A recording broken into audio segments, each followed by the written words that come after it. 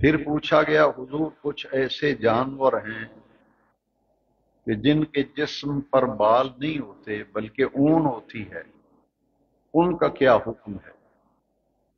حضور نبی کریم صلی اللہ علیہ وسلم نے فرمایا اون کی ہر تار کے بدلے قربانی کرنے والے کو اجر ملتا ہے، نیکیاں ملتی ہیں۔ تو قربانی شاعر اسلام میں سے ہے، حضرت ابراہیم خلیل اللہ علیہ السلام کی سنت ہے، اور یہ قیامت تک حضور کی امت میں قربانی کا عمل جاری رہے گا۔ سال کے بعد اسلامی سال کا آخری مہینہ اسلامی تقویم کے اعتبار سے، قمری سال کے اعتبار سے، زندگی میں جب بھی ذی الحجہ کا مہینہ آئے گا، اس مہینے میں قربانی کی جائے گی، اور قربانی کے 3 دن ہیں۔ 10 ذی الحجہ کو قربانی کریں، 11 کو کریں یا 12 کو کریں، 3 دن قربانی کے لیے ہیں۔ ایام قربانی یہ 3 ہیں، لیکن پہلے دن قربانی کرنا زیادہ فضیلت ہے۔ افضل یہ ہے کہ پہلے دن قربانی کی جائے۔ قرآن مجید میں اللہ کریم نے متعدد مقامات پر قربانی کا ذکر کیا، ان میں سے قرآن مجید کی مختصر ترین سورہ الکوثر، اس کی دوسری آیت کے اندر قربانی کا حکم دیا گیا۔ رب ذوالجلال نے اپنے محبوب کریم علیہ السلام سے فرمایا فَصَلِّ لِرَبِّكَ، بس آپ اپنے رب کے لیے نماز پڑھیے، وَانْحَرْ، اور قربانی کیجیے، وَانْحَرْ، اور قربانی کیجیے۔ پچھلے جمعے کے خطابات میں آپ یہ سن چکے ہیں کہ ذی الحجہ کی 10 تاریخ کو یوم النحر کہتے ہیں، یعنی قربانی کا دن۔ قربانی اتنا محبوب ترین عمل ہے، بعض لوگ جو پروپیگنڈا کرتے ہیں کہ جانور ذبح کرنے کی بجائے اس کے پیسے غریبوں میں بانٹ دیے جائیں، ان سب کی توجہ کے لیے یہ حدیث شریف پیش نظر رہنی چاہیے۔ اس اشکال کا جواب خود بخود آ جائے گا۔ نبی کریم علیہ السلام نے فرمایا کہ یوم النحر کو، ذی الحجہ کی 10 تاریخ کو، اللہ کے نزدیک قربانی کے جانور کا خون بہانے سے زیادہ پسندیدہ عمل اور کوئی نہیں۔ ذی الحجہ کی 10 تاریخ کو جو محبوب ترین عمل ہے اللہ کی بارگاہ میں، قبول ہے، وہ ہے قربانی کے جانور کا خون بہانا۔ ابن آدم کا کوئی عمل اس سے زیادہ محبوب ہے۔ اس سے معلوم یہ ہوا کہ صراحتاً قرآن مجید میں فرمایا لِكُلِّ أُمَّةٍ جَعَلْنَا مَنْسَكًا، ہم نے ہر امت کے اندر قربانی رکھی، جیسے ہر امت کے اندر قربانی رہی تو آخری امت کے اندر بھی قربانی رکھی گئی۔ پھر جب اس کا حکم دیا گیا تو فرمایا فَصَلِّ لِرَبِّكَ وَانْحَرْ، اپنے رب کے لیے نماز پڑھی اور قربانی کی، یعنی پہلے نماز عید الاضحیٰ کی ادائیگی سے پہلے قربانی کرنا جائز نہیں، پہلے نماز عید الاضحیٰ کی ادائیگی اور اس کے بعد قربانی کا عمل۔ جیسا کہ ایک بڑی ہی مشہور حدیث ہے کہ حضور نبی نور و رحمت صلی اللہ علیہ وسلم عید کی نماز پڑھا کر تشریف لا رہے تھے تو آپ نے دیکھا کہ راستے میں ایک قربانی کا جانور ذبح ہوا پڑا ہے۔ تو حضور نے فرمایا یہ کس کی قربانی ہے؟ تو جن کی قربانی تھی بتایا گیا کہ حضور یہ فلاں کی قربانی ہے۔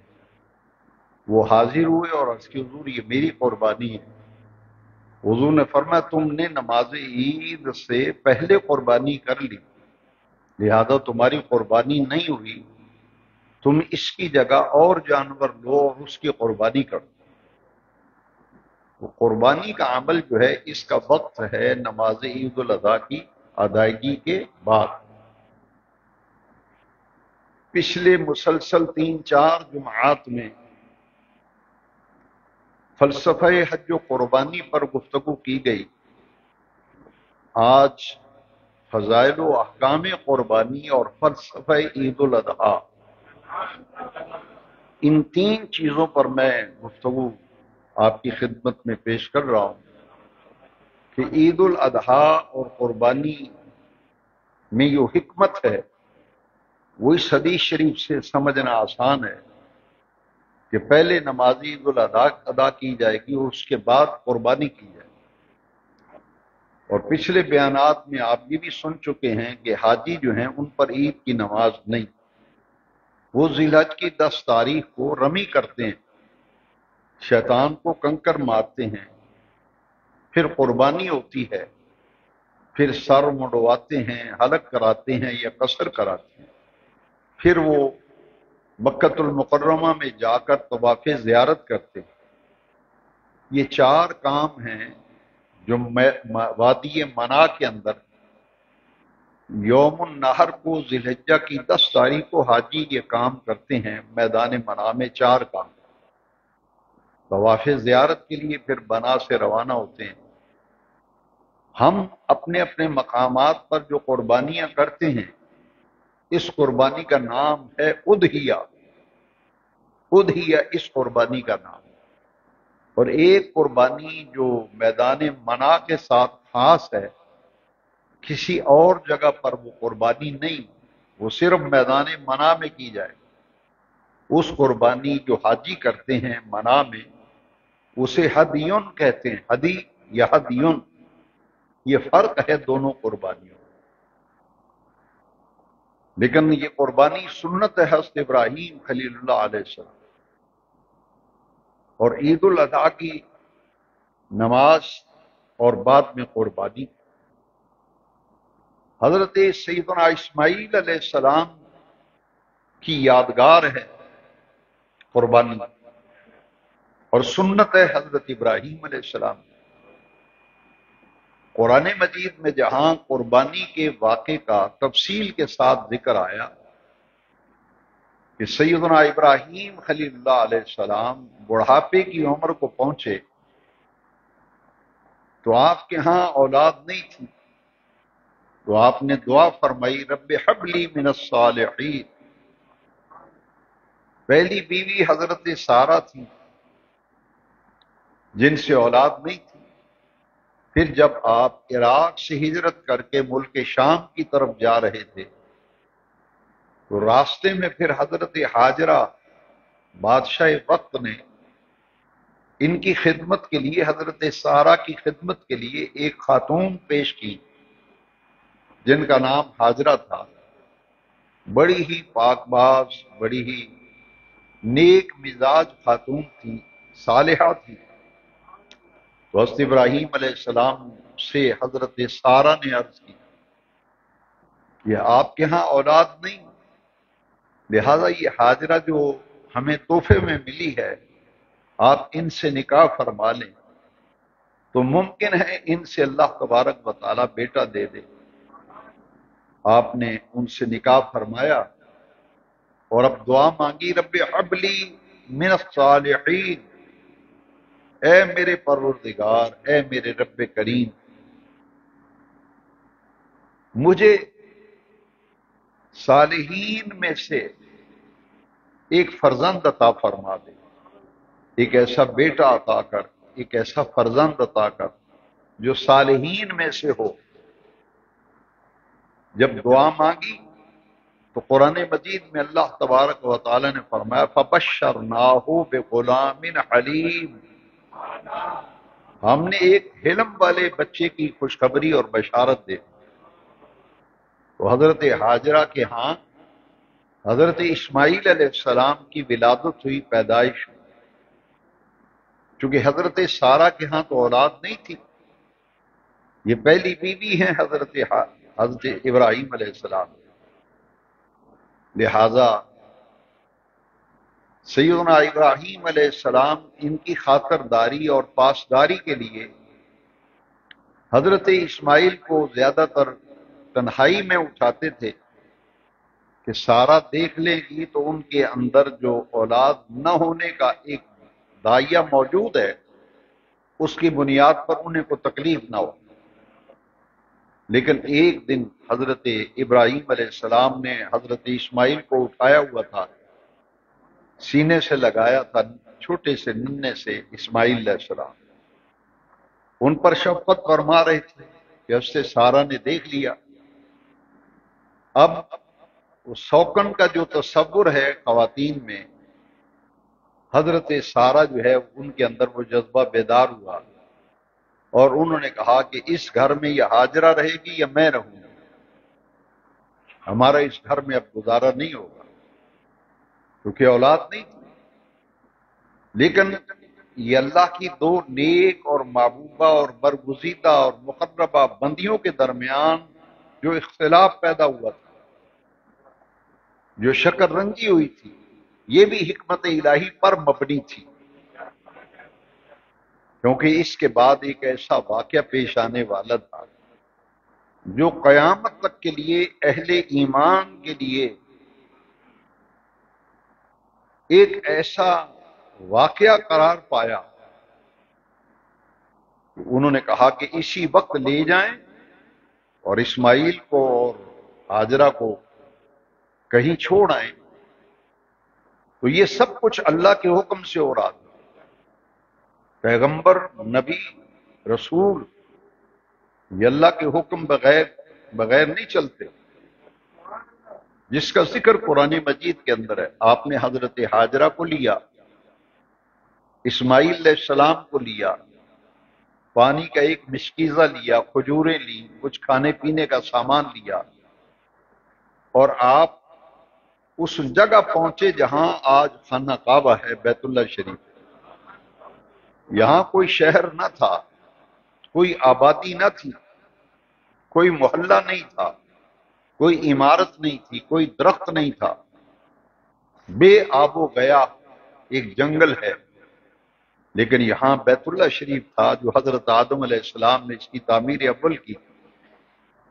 طوفان نوح آنے کے بعد اس کی عمارت منہدم ہو گئی تھی، تو بیت اللہ کی دیواروں پر مٹی اور ریت کی تہیں جمی ہوئی تھی، لیکن نگاہ نبوت دیکھ رہی تھی، اور پھر حکم الہی بھی یہی تھا۔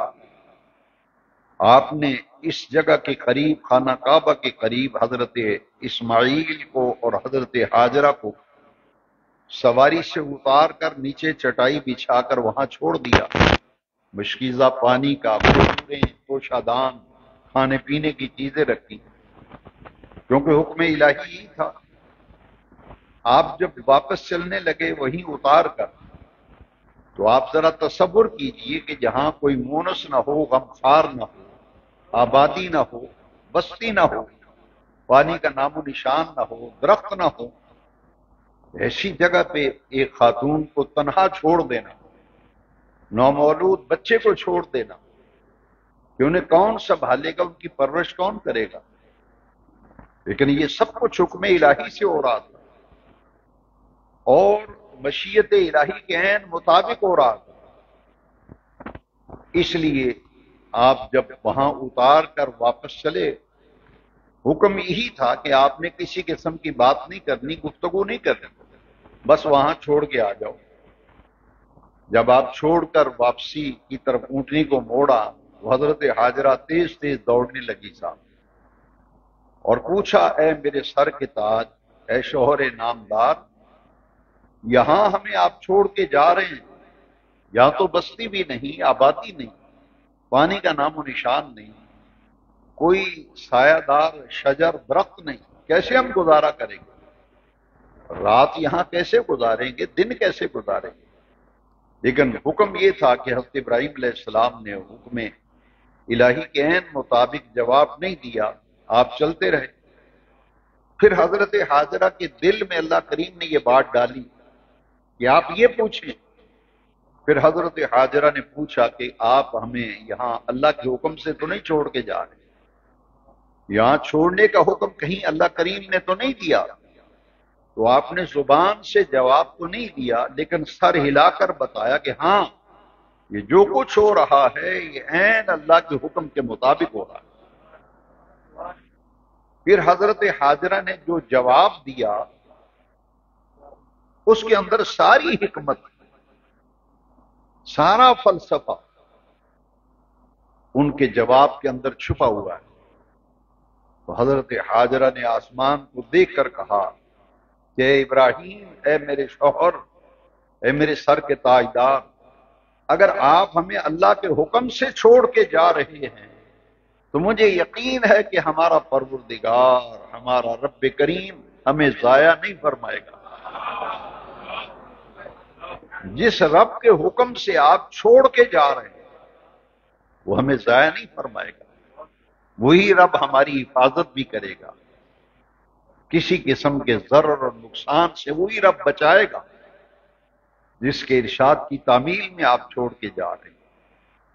حضرت حاجرہ واپس چلی گئی، اسماعیل علیہ السلام کے پاس بیٹھ گئی.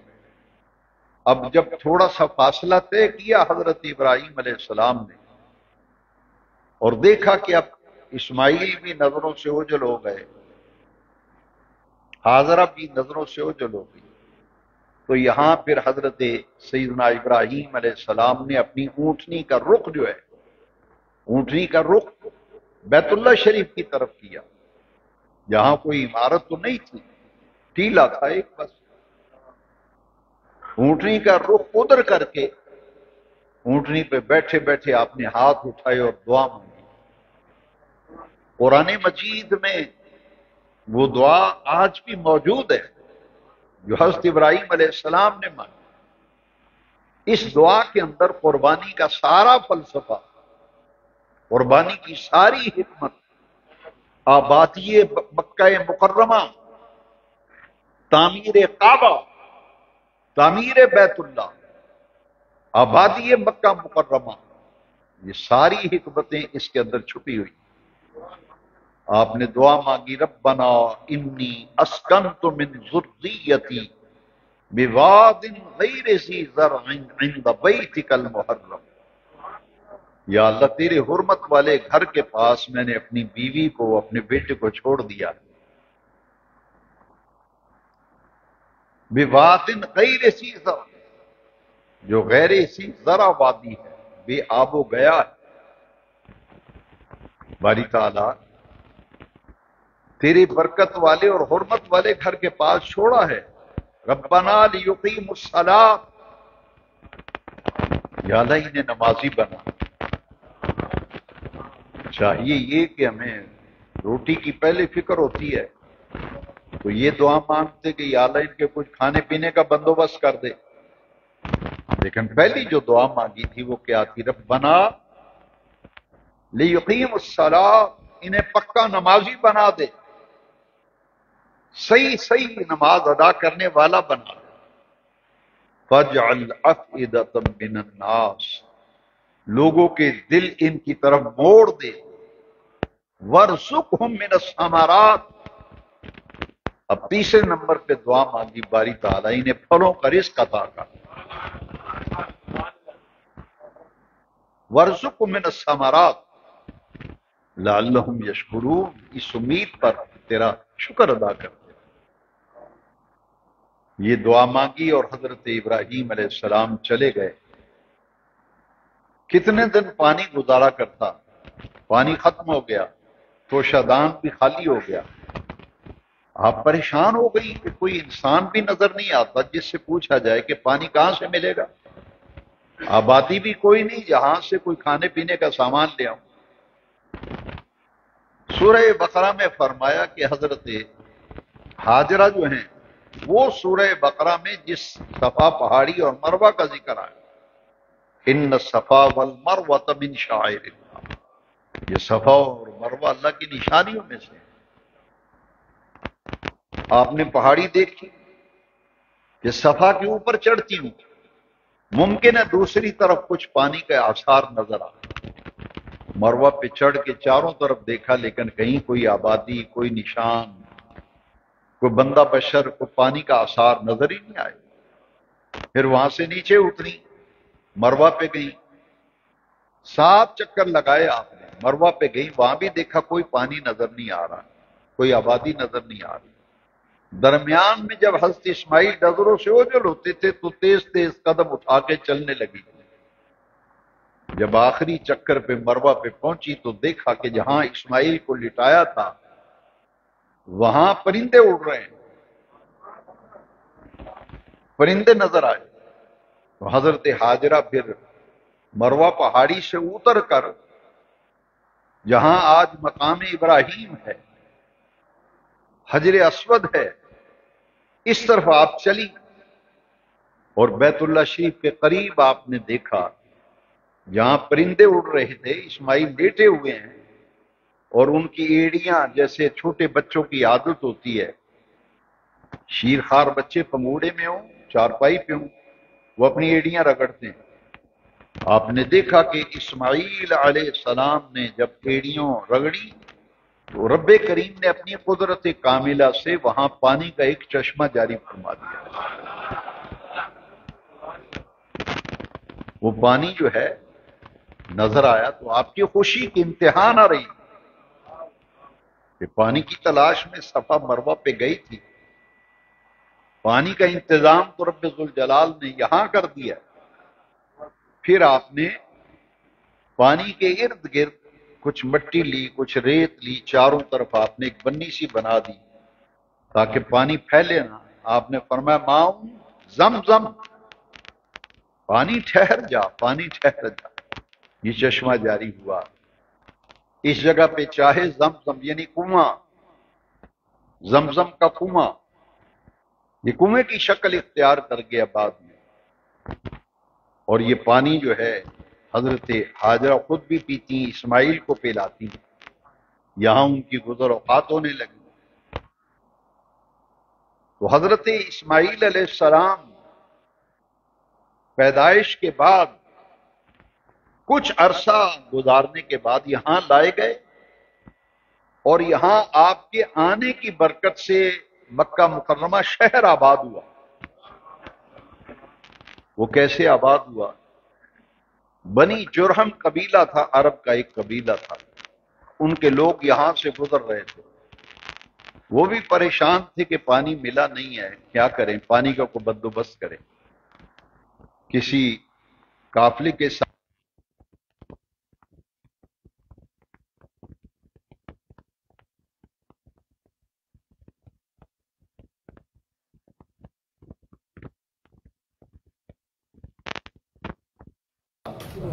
اور ساتھ میں ہم نے دیکھا کہ پانی کا چشمہ بھی جاری ہے۔ اب پورا قافلہ جو ہے وہاں سے ادھر آ گیا۔ انہوں نے حضرت ہاجرہ سے کہا کہ اگر آپ اجازت دیں تو یہ پانی ہم استعمال کر لیں۔ آپ نے فرمایا کہ ہاں تمہیں استعمال کی اجازت ہے، جتنا چاہیے تم پانی استعمال کرو۔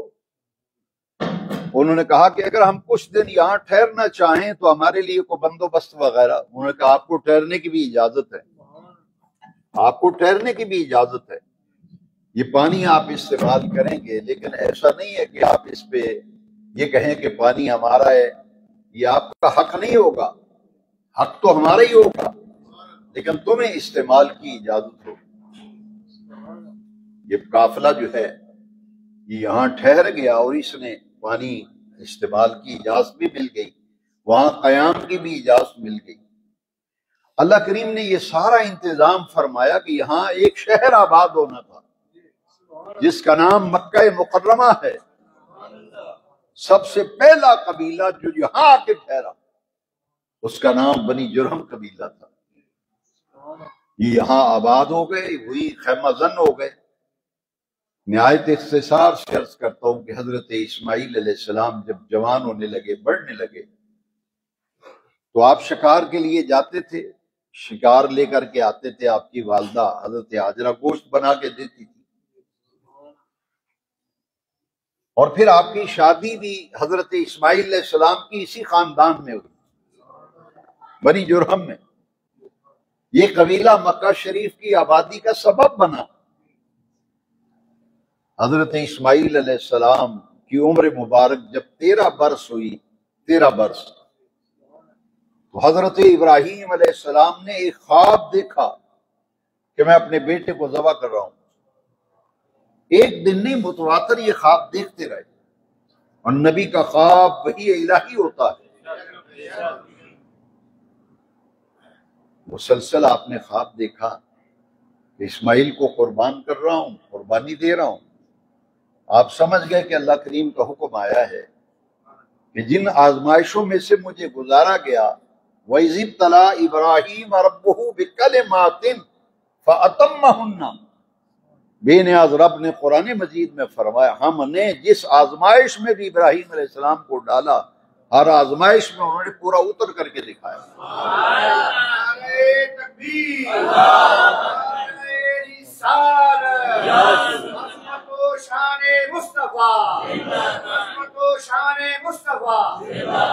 سب سے آخری اور کڑی آزمائش قربانی تھی۔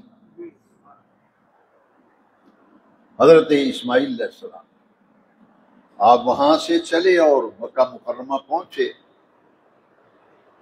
اور حضرت حاجرہ سے کہا کہ اسماعیل کو تیار کرو، آج ہم ایک ضیافت پہ جا رہے ہیں، دعوت ہے ہماری، وہاں جائیں گے، اور ایک چھری اور ایک رسی بھی ہمیں دے دیں۔ اسماعیل علیہ السلام کو تیار کیا گیا، آپ نے چھری بھی دی، رسی بھی دی۔ مکہ مکرمہ میں بنو جرم آباد ہے، وہاں خیمے لگے ہوئے، آپ وہاں سے نکلے اور وادی منا میں پہنچے قربانی کرنے کے لیے۔ اور جب قربانی کرنے کا ارادہ کیا تو اپنے بیٹے کے سر پہ ہاتھ رکھا، اور اپنے بیٹے سے حضرت ابراہیم علیہ السلام فرمانے لگے، یا بنی انی اراٰ فی المنام،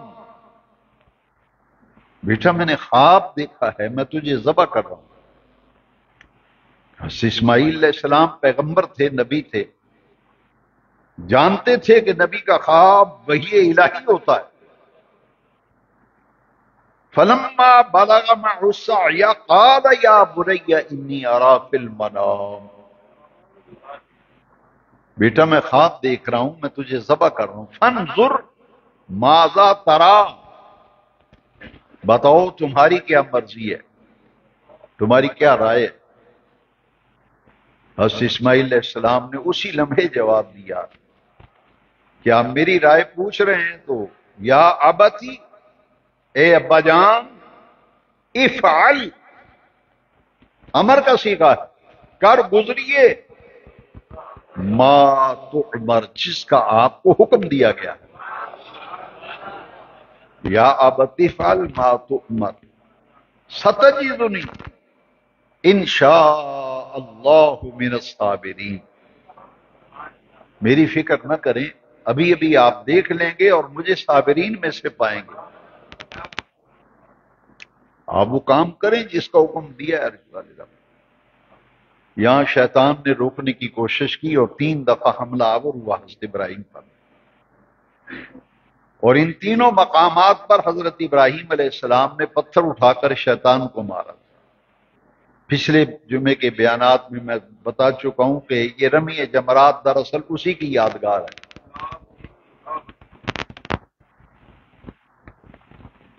وادی منا میں آپ پہنچے تو بیٹے کو جب قربان کرنے لگے تو حضرت اسماعیل نے کہا، ابا جان میری کچھ باتیں ہیں سن لیں، کہ جب آپ میری قربانی کریں تو مجھے سیدھا نہ لٹائیے، اوندا کر کے، یعنی پیٹ کے بل۔ جب میری قربانی کریں پیٹ میرا زمین کے ساتھ لگا ہو، میری پیشانی زمین کے ساتھ لگی ہو، نیچے سے چھری چلائیں اور قربانی کریں۔ ایک تو یہ، دوسری بات یہ ہے کہ میرے ہاتھ پاؤں رسی سے ذرا باندھ لیں، کیونکہ جب آپ قربانی کریں گے تو بے خبری میں ہاتھ پاؤں ماروں گا تو خون آپ کے جسم پر، آپ کے لباس نہ پڑے۔ اور تیسری گزارش یہ ہے کہ جب میری قربانی ہو جائے تو میرا یہ کرتا جو ہے میری والدہ حاجرہ کو جا کے دے دینا، قربانی کے بعد یہ میرا کرتا اتار کر حاجرہ کو دے دینا۔ اب وادی منا کے اندر آج بھی وہ جگہ موجود ہے، زائرین زیارت کرتے ہیں، جہاں حضرت ابراہیم علیہ السلام نے حضرت اسماعیل کو لٹایا اور چھری لے کر جب قربانی کی تو رب ذوالجلال نے قرآن میں فرمایا یہ قربان ہونے کے لیے تیار ہیں، اسماعیل ابراہیم قربانی کرنے کے لیے تیار ہے۔ قرآن مجید میں اس کے لیے جو لفظ عرش والے رب نے استعمال کیے وہ لفظ بڑے حکمت بنے، فلما اسلما، یہ تثنیے کا صیغہ ہے، جب باپ بیٹا دونوں نے اللہ کے حکم کے سامنے اپنی گردن جھکا دی، فلما اسلما، باپ نے بھی اللہ کے حکم کے سامنے گردن جھکا دی، بیٹے نے بھی گردن جھکا دی۔ وَتَلَّهُ لِلْجَبِينِ، پیشانی کے بل زمین پہ بیٹے کو لٹا لیا۔ زور سے جب چھری چلائی نا، اللہ اکبر، خون کا ایک فوارہ نکلا۔ آپ نے شکر ادا کیا کہ قربانی ہو گئی، خون کا فوارہ میرے ہاتھوں پہ مسکا تھا، چہرے پہ جو نقاب ڈالا ہوا تھا وہ پلٹ کے دیکھا کہ اسماعیل تو کھڑے مسکرا رہے ہیں، اور جہاں حضرت اسماعیل کو لٹایا تھا وہاں ایک دمبا ذبح ہوا پڑا ہے۔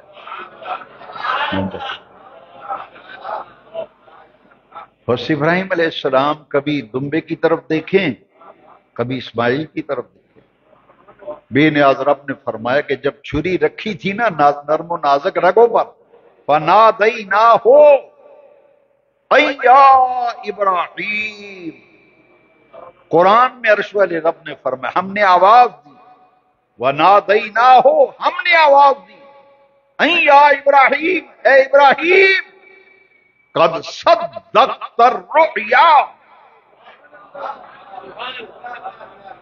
ہم نے آواز دی اے ابراہیم تو نے خواب حقیقت میں سچا کر دکھایا، قد صدقت الرؤیا، تو نے تو اپنا خواب سچا کر دکھایا، بس کرو، اپنے ہاتھوں کو روک لو، اِنَّا كَذَلِكَ نَجْزِي الْمُحْسِنِينَ۔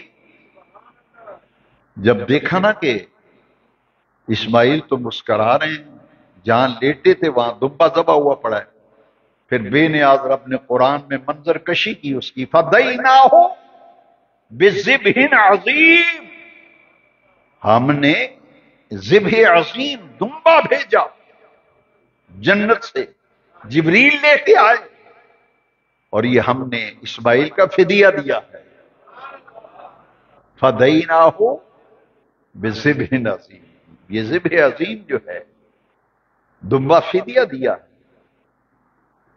اِنَّ كَذَلِكَ نَجْزِي الْمُحْسِنِينَ، جو نیکوکار ہوتے ہیں ہم انہیں ایسے ہی جزا دیے کرتے ہیں۔ وَتَرَكْنَا عَلَيْهِ فِي الْآخِرِينَ، اے ابراہیم تیری ادا اتنی پسند آئی ہے، یہ قیامت تک بعد میں آنے والوں میں تیرا یہ عمل جاری و ساری رہے گا، ہر سال لوگ تیری سنت پر عمل کرتے ہوئے دمبے چھترے بکرے لے کر قربانیاں کریں گے، کیونکہ اسماعیل کا فدیہ آیا ہے جنت سے۔ لیکن آپ کی اس ادا کو ہم نے قیامت تک جاری رکھنا، وَتَرَكْنَا عَلَيْهِ فِي الْآخِرِينَ سلام علی ابراہیم، سلام ہو ابراہیم،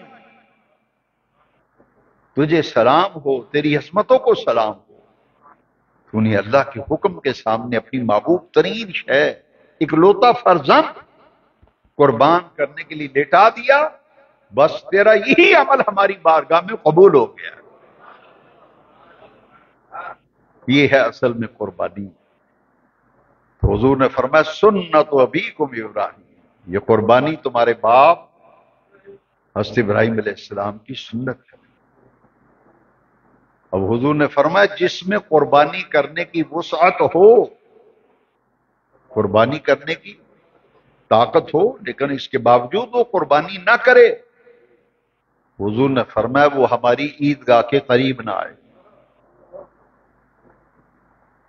محبوب ترین عمل قربانی کے جانور ذبح کرنا ہے، اور ایسا محبوب عمل ہے کہ بے نیاز رب نے قرآن میں فرمایا لن ینال اللہ لحومها ولا دماؤها ولکن ینالہ التقوی منکم۔ عرش والے رب نے فرمایا کہ قربانی کے جانور کا گوشت اللہ کی بارگاہ میں نہیں پہنچتا،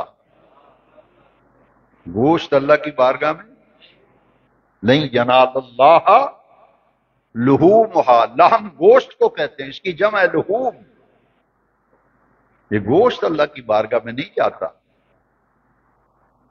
ولا دماؤها، نہ ان کا خون جاتا، ولیکن ینالہ التقوی، تمہارا وہ اخلاص، تمہاری وہ نیت، تمہارا وہ تقوی جس کی بنیاد پر پیسے خرچ کر کے جانور خریدا ہے نا، وہ تمہاری نیت، وہ کیفیت، وہ تقوی، وہ ارادہ، یہ عمل اللہ کی بارگاہ میں پہنچتا ہے۔ لہذا گوشت آپ خود کھائیں گے، کھا لیں دوسرے لوگ لے جائیں گے، یہ تو اللہ کی بارگاہ میں پہنچتے نہیں، لیکن فرمایا کہ قربانی کے جانور کے خون کا پہلا قطرہ زمین پر بعد میں گرتا ہے، اس سے پہلے پہلے قربانی کرنے والے کے سارے گناہ معاف ہو جاتے ہیں۔ اور جب بھی جانور خریدا جائے حضور نے فرمایا حسنوا ضحایاکم فإن متاعکم علی الصراط، فرمایا قربانی کے جانوروں کو خوب کھلا پلا کر موٹا تازہ کیا کرو، ان کی خدمت کیا کرو، کھلایا پلایا کرو۔ حسنوا ضحایاکم فإن متاعکم علی الصراط، یہ قربانی کے جانور پل صراط پہ تمہاری سواریاں بنے، لہذا خوش دلی سے، حضور نے فرمایا خوش دلی سے، تنگ ہو کے قربانی کرنا، بیزار ہو کے، آوازار ہو کے قربانی کرنا، یہ اللہ کو پسند نہیں ہے۔ حضور نے فرمایا خوش دلی سے، خوش دلی سے، دل کی تسلی، اطمینان، دلی خوشی کی بنیاد پر قربانی کرو، کیونکہ حضور نے فرمایا کہ یہ قربانیاں تمہارے باپ حضرت ابراہیم علیہ السلام کی سنت ہے۔ بکرا بکری جو ہے ایک سال سے ایک دن بھی کم ہو تو اس کی قربانی جائز نہیں ہے، کم از کم عمر ایک سال، عمر کی تسلی ہونی چاہیے، اور جانور خوبصورت ہو جو دیکھنے میں دل خوش ہو جسے دیکھ۔ البتہ دمبا جو ہے وہ 6 ماہ کا لیکن اتنا پلا ہوا ہو کہ وہ سال کے چھتروں میں چھوڑا جائے تو ان کے برابر لگے، اس کی قربانی بھی جائے۔ تو قربانی ایک اہم ترین عبادت ہے، شعائر اسلام میں سے ہے۔